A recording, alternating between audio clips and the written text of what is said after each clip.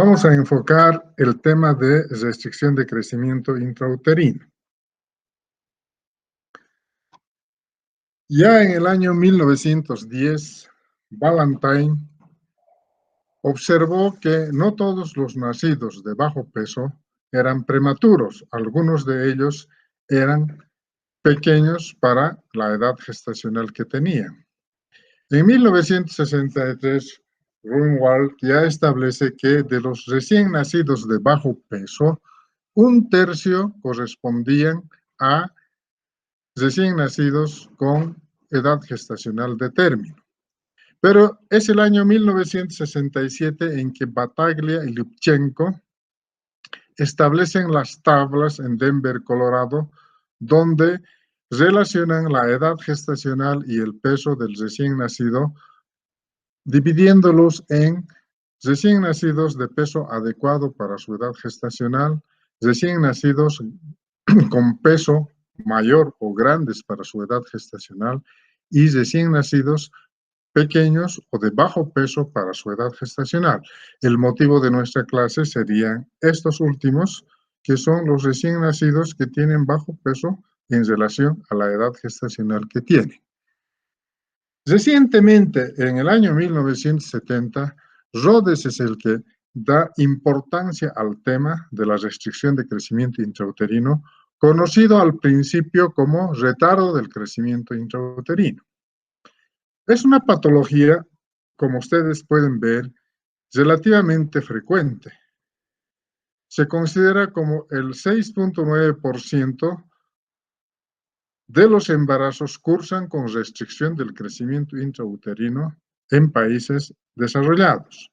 En los países en vías de desarrollo, la frecuencia es muy variable, desde 23% en algunas regiones hasta el 8% en otras. Para América Latina nos indican que la frecuencia está en el 15%. De hecho, en nuestro medio no tenemos estándares establecidos de la frecuencia con que se presenta esta patología. La importancia de enfocar el tema de restricción de crecimiento intrauterino es la elevada morbimortalidad perinatal y neonatal, y posteriormente estos bebés tendrían cocientes intelectuales bajos. La restricción del crecimiento intrauterino, entonces, nos enfoca que existe el riesgo de muerte perinatal 6 a 10 veces mayor frente a un recién nacido sin restricción de crecimiento intrauterino. El 26 al 30% de las muertes fetales ya ocurren antes del parto. Existe un aumento dramático del riesgo de aparición de morbilidad perinatal significativa.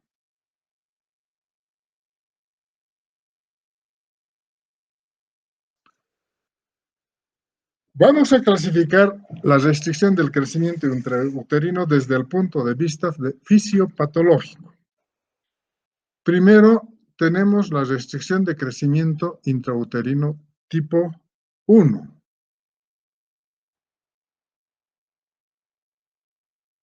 Como ven en la diapositiva. Esta restricción de crecimiento tipo 1 se caracteriza porque es armónico, proporcionado, simétrico. Se instala desde épocas tempranas del embarazo. Su pronóstico es severo porque está asociado con alteraciones cromosómicas o malformaciones o infecciones congénitas, principalmente por virus. El crecimiento es pobre y su pronóstico, como decíamos, es muy comprometido.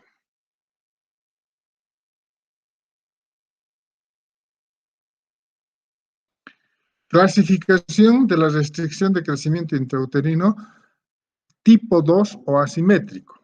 La restricción del crecimiento asimétrico conserva el perímetro cefálico y la longitud femoral, pero está disminuido la circunferencia abdominal. Esto se presenta porque la noxa causante de la restricción se presenta en forma tardía, una vez que ha completado prácticamente el crecimiento del feto y afecta sobre todo a la circunferencia abdominal, evita su engorde. Está asociado con patologías del tercer trimestre prácticamente, como son las patologías placentarias. Su instalación es tardía, como decíamos, generalmente esto ocurre después de la 24 semana.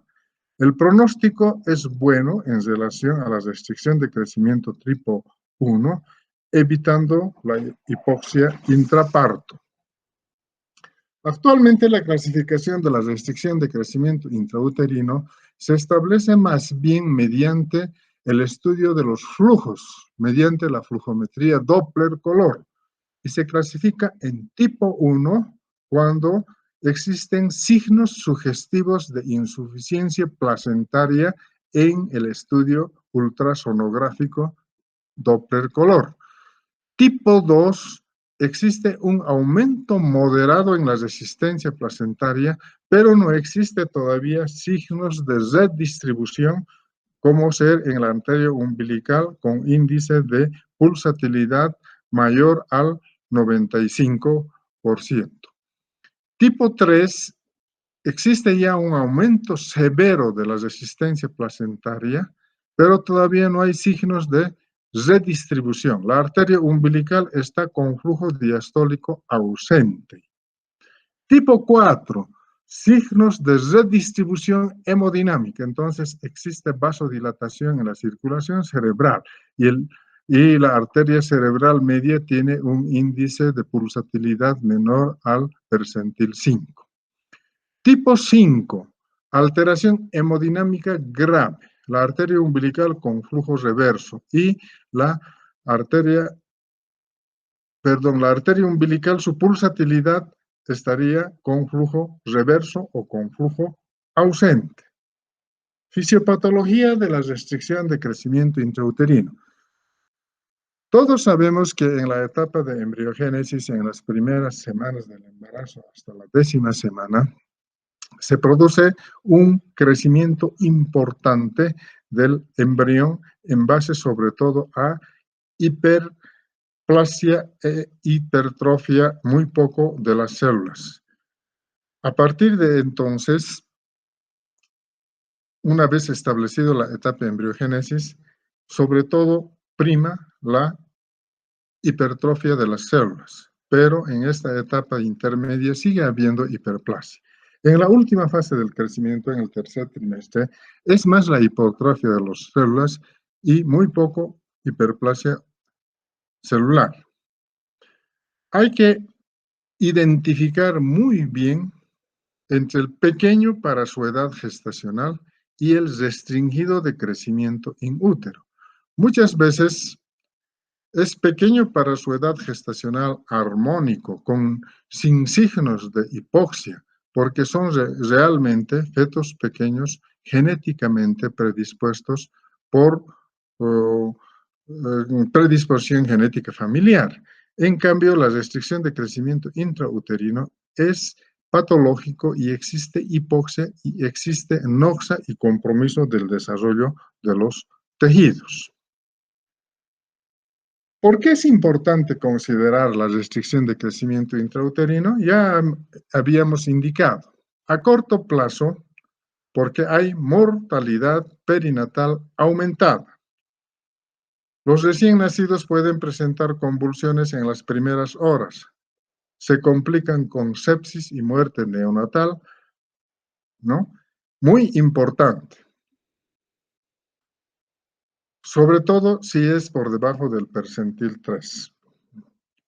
Hay contradicciones en cuanto a que los neonatos pequeños tenían incidencia disminuida de síndrome de distrés respiratorio y hemorragia intraventricular, porque decían que la hipoxia sostenida favorecía más bien al desarrollo del pulmón a la maduración precoz. Todo lo contrario, cuando existe hipoxia, la formación de surfactantes pulmonares está muy comprometida. Por lo tanto, estos niños son muy susceptibles de hacer síndrome de distrés respiratorio comparados con los prematuros, incluso adecuados para la edad gestacional, ¿no? No hay entonces esa teoría del estrés adaptativo intrauterino. Hay inconsistencia, desde luego, en los hallazgos en la medicina basada en evidencia. A largo plazo, la restricción del crecimiento intrauterino puede determinar rendimiento escolar bajo, déficit de logros académicos y a los 26 años niveles más bajos de logros profesionales.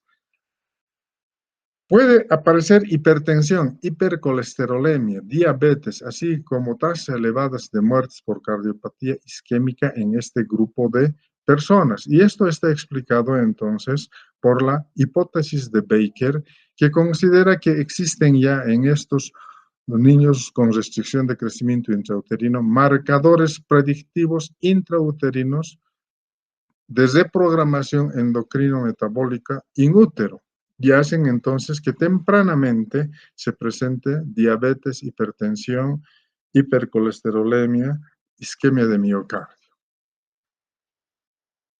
Cuando existe entonces en las etapas del crecimiento celular normalmente, no es homogéneo, decíamos. Al principio hay una hiperplasia con aumento de proteínas y ácido desoxirribonucleico. Después hay una etapa de enlentecimiento del crecimiento de la hiperplasia e hipertrofia y aumento de ADN también en forma lenta. La fase final hay hipertrofia celular con ácido desoxirribonucleico estacionario, aumento de peso y proteínas, ¿no?, en poca dimensión. Herramientas de predicción.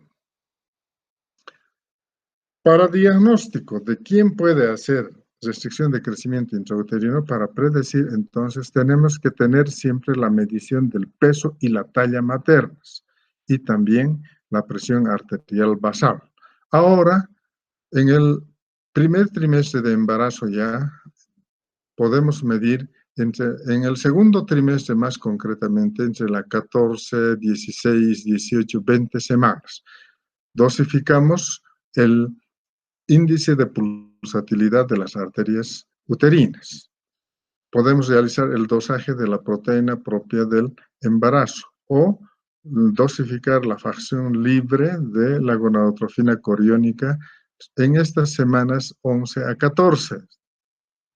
El índice de pulsatilidad de la arteria uterina un poco más tarde, 14, 16, 18, 20 semanas.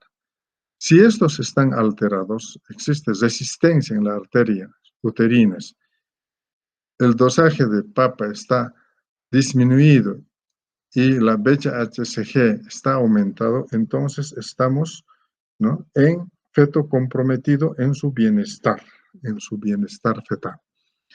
Existen multitud de factores que condicionan a restricción de crecimiento intrauterino y vamos a dividirlos en factores de riesgo materno, que serían exposición a cualquier tóxico, ¿no?, entre ellos consumo de cigarrillo, alcohol, drogas, psicotrópicos, inhalantes, ¿no?, y en ellos podemos ver el síndrome del alcoholismo fetal.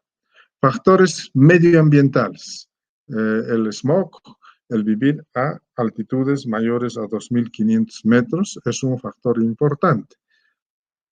Factores socioeconómicos, ingreso per cápita bajo, horas laborales excesivas, la talla materna disminuida, el peso de la madre al nacer. Entonces,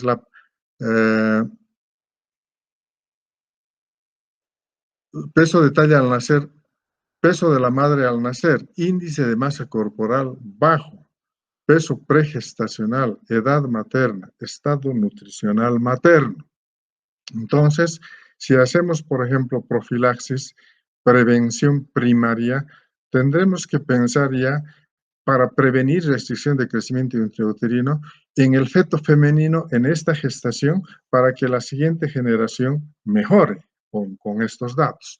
Factores de riesgo materno, continuando, los antecedentes de amenaza de aborto en el embarazo actual. Cualquier hemorragia que se presente en la primera mitad del embarazo, en la segunda mitad del embarazo, son factores de riesgo para restricción de crecimiento in útero. Localmente pueden existir alteraciones en la estructura del útero, como por ejemplo la presencia de miomas. Otros factores importantes son las infecciones, sobre todo las infecciones virales, citomegalovirus, el síndrome de TORCH, Toxoplasmosis rubiola, citomegalovirus, herpes y otros. Ya decíamos, ¿no? El vivir a alturas mayores a 2.500 metros es un factor que puede condicionar a hipoxia en el feto in útero. Exposición a radiaciones, ganancia de peso inadecuado por debajo, durante el presente embarazo por debajo del percentil 25. Factores de riesgo fetales y placentarios. Entre los factores fetales tenemos las cromosomopatías de los pares 21, 18, 13, ¿no? Síndrome de Down, síndrome de Edwards, síndrome de Patau. Estos síndromes genéticos no cromosómicos, como por ejemplo otros síndromes genéticos no cromosómicos, como displasia ósea del tejido conectivo. Infección fetal, ya habíamos dicho, el TORCH, por ejemplo. La gemelaridad, ningún embarazo múltiple doble primero llega al término, siempre casi nacen prematuros, y uno de ellos generalmente es restringido in útero y el otro es pletórico, o los dos con restricción de crecimiento intrauterino. Malformaciones congénitas fetales de diferente naturaleza. Entre los factores ovulares, sobre todo la insuficiencia placentaria. El diagnóstico se basa sobre todo en el conocimiento exacto de la edad gestacional. Entonces, tenemos que tener bien definido la edad gestacional por todos los medios posibles, conociendo la fecha de última menstruación, el crecimiento uterino o mediante los estudios ecográficos. Durante el control prenatal, para sospechar restricción de crecimiento intrauterino, existe una discrepancia entre el crecimiento uterino, es decir, la altura del fondo uterino, y la edad gestacional. El crecimiento uterino es menor. Otro detalle importante es la ganancia de peso. Esta ganancia de peso es inadecuada. Está por debajo del percentil 25.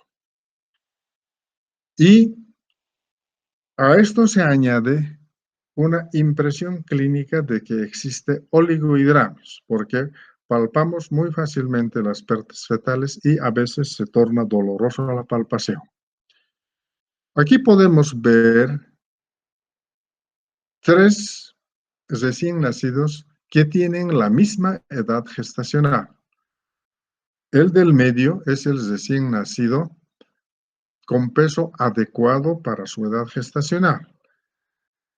Este niño es un recién nacido grande para su edad gestacional y el motivo de la clase es este niño que tiene características, ¿no?, de tener menor peso, ¿no es verdad? Es él entonces restringido in útero, crecimiento intrauterino disminuido, retardo de crecimiento intrauterino conocemos en este momento. El diagnóstico, después de la sospecha clínica que hemos mencionado por el fondo uterino menor en relación a la edad gestacional, la ganancia de peso menor al 25 percentil y el oligohidramios, entonces recurrimos a los estudios ecográficos. El mejor predictor es la circunferencia abdominal. Si la circunferencia abdominal estuviese normal en el estudio ecográfico, se descarta restricción de crecimiento intrauterino. Entonces, el peso tiene que estar por debajo del percentilo 10 para una determinada edad gestacional y la circunferencia abdominal tiene que estar disminuida para esa edad gestacional correspondiente. Entonces, el diagnóstico clínico, volvemos a recapitular, se basa en el conocimiento exacto de la edad gestacional, sea por última menstruación, por crecimiento uterino o por ecografía. Tenemos que identificar los factores de riesgo que hemos enumerado y que son muchos. Determinar al mismo tiempo la discrepancia entre el crecimiento de la altura uterina y la edad gestacional. El crecimiento uterino es menor en relación a la edad gestacional. Ganancia de peso inadecuado por parte de la madre durante el embarazo, menor al percentil 25. ¿No? Impresión clínica de que existe oligohidramnios. El Colegio Norteamericano de Ginecólogos Obstetras definen al feto con restricción de crecimiento intrauterino como aquel que tiene un peso estimado por debajo del percentil 10.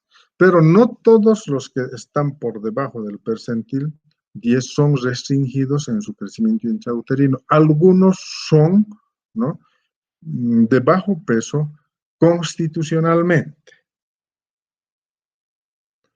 Dijimos que la ecografía es el método complementario más confiable para diagnóstico de restricción de crecimiento intrauterino. Podemos predecir el peso del feto, la circunferencia abdominal.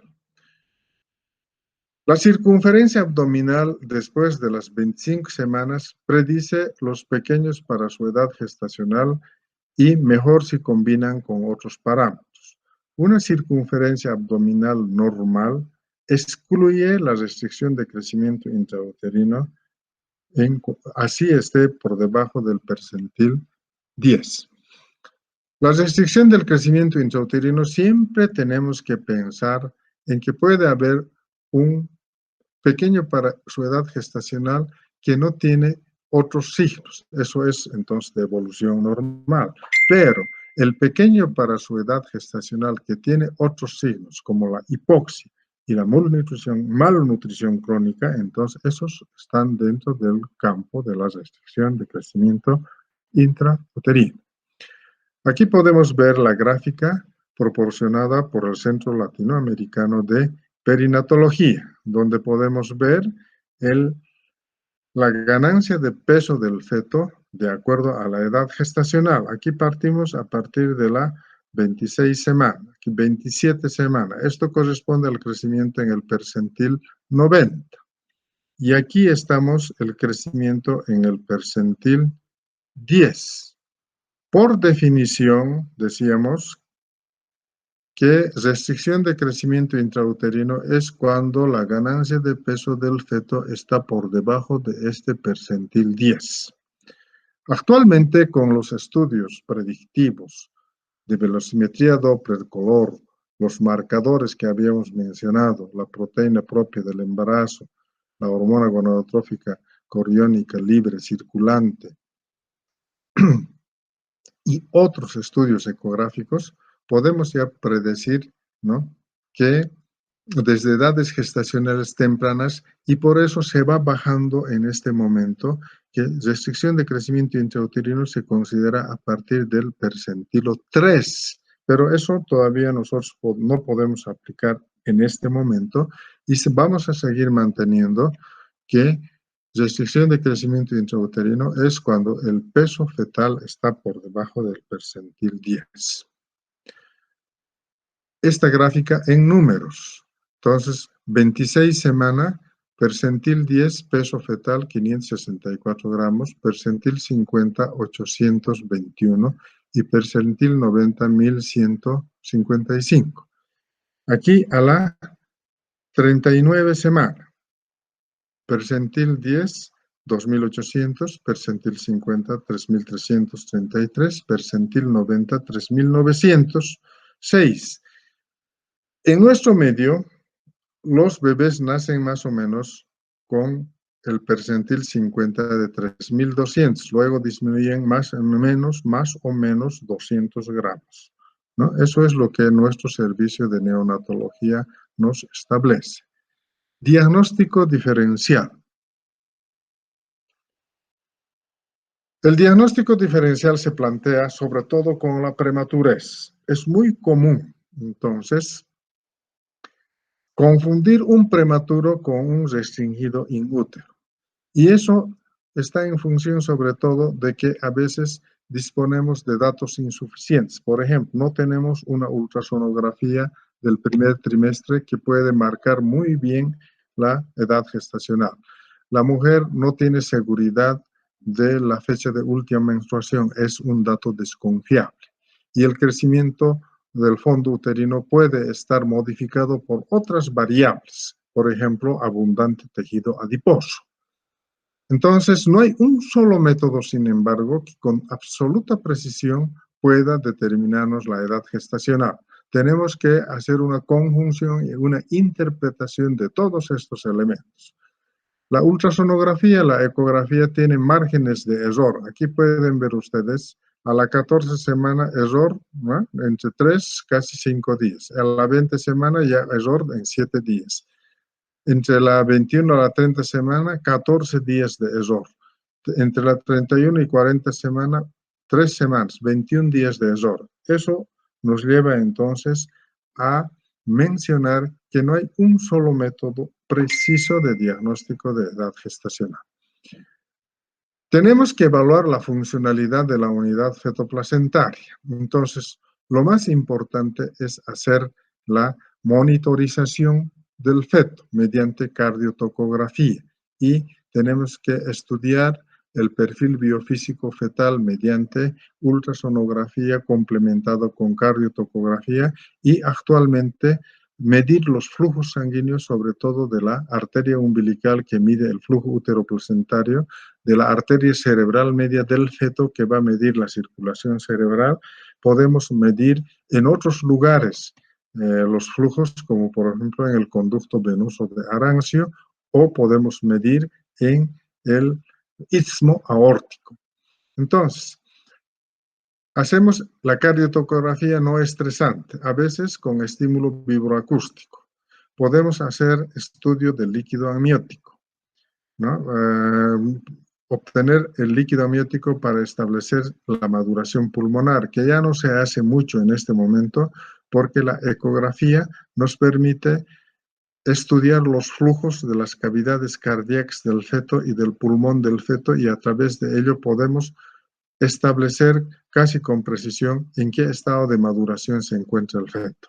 El cariotipo, por ejemplo, en los restringidos de tipo 1, ¿no? Ante la sospecha hacemos la amniocentesis y el mapa correspondiente cromosómico y el cariotipo.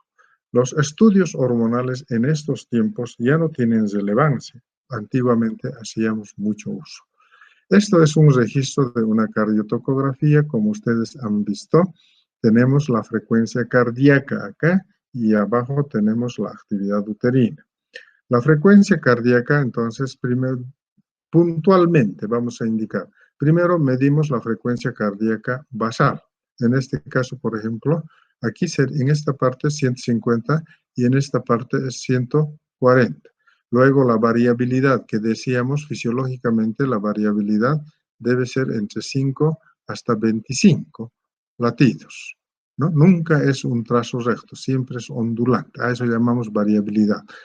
Se presentan ascensos transitorios o, como en este caso, un descenso transitorio.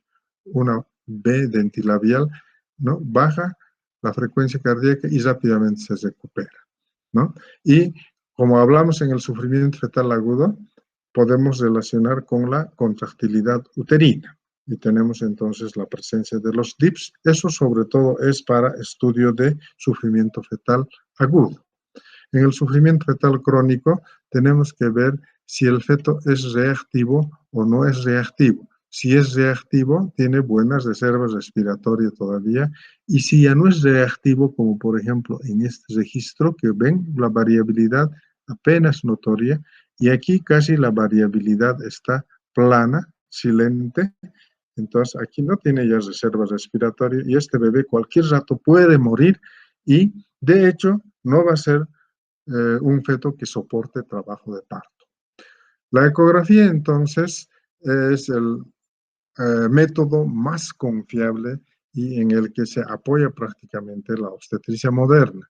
Entonces, estima el peso fetal, estima la circunferencia abdominal, hace una serie de relaciones, ¿no es verdad?, de proporcionalidad, circunferencia cefálica, circunferencia abdominal, longitud femoral, circunferencia abdominal, etc.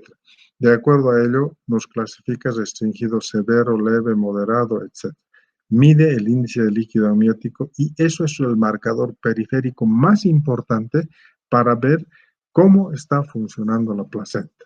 Existe una relación directa entre la placenta que no está funcionando y el oligohidratos. Una placenta funcionante adecuadamente tiene también líquido amniótico adecuado. Esto lo realizaron estudios fisiólogos mexicanos, donde claramente establecieron, cuando hay insuficiencia placentaria, hay oligohidratos. Entonces, por eso el índice de líquido amniótico es el marcador periférico importante de la función placentaria. Ahora también realizamos la ecografía estructurada para estudiar la anatomía fetal y poder diagnosticar en la etapa prenatal malformaciones.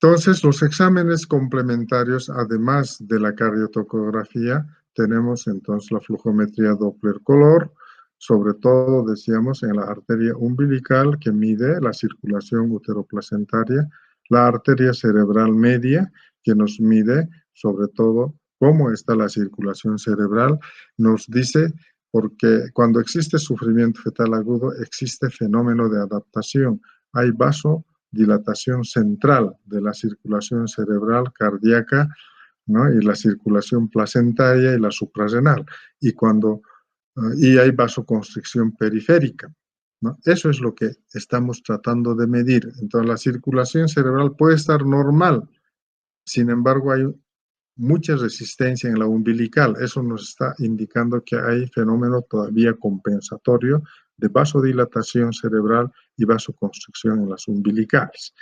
Esa circunstancia se puede vencer, entonces aparece ya disminución también en la circulación cerebral. Se puede hacer además esta medición en el ductus venoso o conducto venoso de Arancio o en el istmo aórtico apenas nace del ventrículo izquierdo. Entonces, estas son las imágenes. Aquí dice flujo arteria umbilical normal, sístole, diástole, ¿no es verdad? Aquí un incremento en la sístole, diástole. Aquí dice ausencia de la diástole, ya no vemos, ¿no es verdad? Y aquí un flujo reverso de la diástole.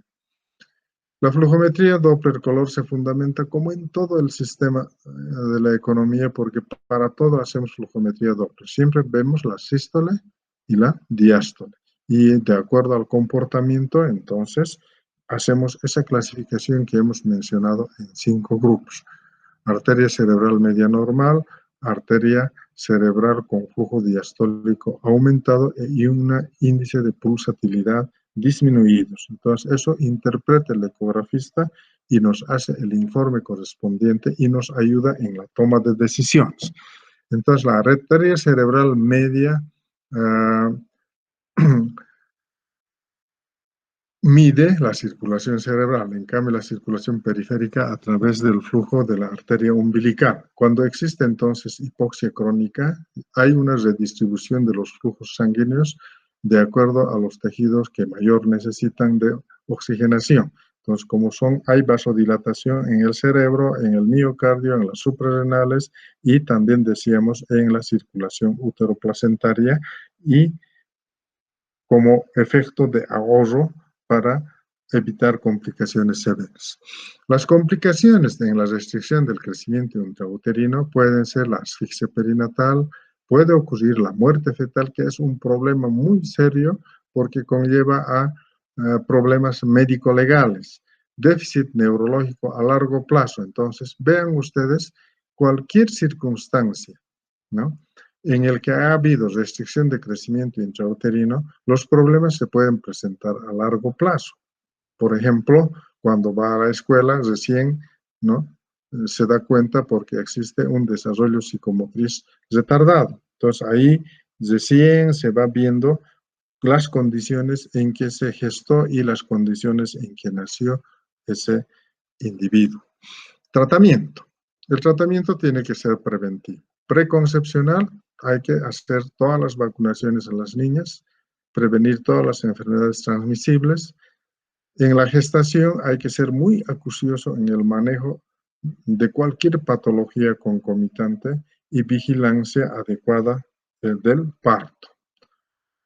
El tratamiento curativo es la interrupción del embarazo. Ahora, todos los estudios, toda nuestra preocupación se centra para determinar el momento más oportuno y preciso para interrumpir el embarazo, de tal manera que no extraigamos un feto prematuro y que se muera por prematurez, sino que tenga la sobrevivencia correspondiente. Entonces, para eso cuidamos, hacemos, ¿no?, lo que llamamos la maduración pulmonar, realizamos la protección neurofetal, que enseguida vamos a ver. Entonces, podemos predecir la posibilidad de presencia de restricción de crecimiento intrauterino ahora por el estudio de la velocimetría Doppler color de la arteria uterina entre las semanas 14, 16, 18 hasta la 20 semana incluso. Mediante esto podemos decir, cuando existe alteración en la velocimetría Doppler color de la arteria umbilical, ¿no?, entonces puede inducir a un riesgo de preeclampsia, a un riesgo de prematurez, a un riesgo de restricción de crecimiento intrauterino o a un riesgo de presentar óbito fetal en este embarazo. La restricción de crecimiento intrauterino precoz se puede hacer mediante la neuroprofilaxis con sulfato de magnesio, en la misma forma como hacemos el tratamiento de la preeclampsia, esquema de Sussman. Dice entonces la revisión de la literatura médica que hay evidencia para recomendar la administración en los fetos entre las 24 y 34 semanas con riesgo inminente de parto. Se ha visto una importante disminución en la incidencia de parálisis cerebral en los grupos de fetos tratados con un mínimo de impregnación de 4 horas antes del parto con sulfato de magnesio. Entonces le podemos administrar 4 gramos intravenoso directo y luego 1 gramo por hora. Por lo menos, entonces, 4 horas antes. Criterios de interrupción. ¿Cuándo se recomienda interrupción? En este momento decimos que ningún feto que cursa con restricción de crecimiento intrauterino debe llegar a la 40 semana. Apenas alcanza la 37 semana, debemos programar su interrupción, sea por vía vaginal mediante inducción o por cesárea, que es lo más común. La restricción de crecimiento intrauterino, tenemos que ver entonces la función de la unidad fetoplacentaria. Si es anormal, hay que ir directamente a programación de cesárea. ¿Y cómo medimos? Mediante el perfil biofísico y la fluxometría Doppler color. La restricción de crecimiento intrauterino con unidad fetoplacentaria de funcionalidad normal podría haber la alternativa de parto bajo monitorización electrónica estricta. Los fetos pretérmino además pueden tener restricción de crecimiento intrauterino, también está comprobado. Hay que detectar el crecimiento, la madurez pulmonar y comprobar su viabilidad. La prueba del estrés positivo, perfil biofísico menor a 6, también es una indicación de que ya es oportuno interrumpir. Oligohidrams absoluto con índice de líquido amniótico menor a 2 centímetros, hay riesgo inminente de muerte fetal y es necesario programar la interrupción del embarazo. Estos casos van a ser siempre por cesárea. Patología materna que está condicionando y no controlamos, por ejemplo, puede ser la diabetes o la preeclampsia, es necesario interrumpir el embarazo. Esas consideraciones son las que queríamos enfocar en esta oportunidad y nos vamos a despedir hasta la próxima clase.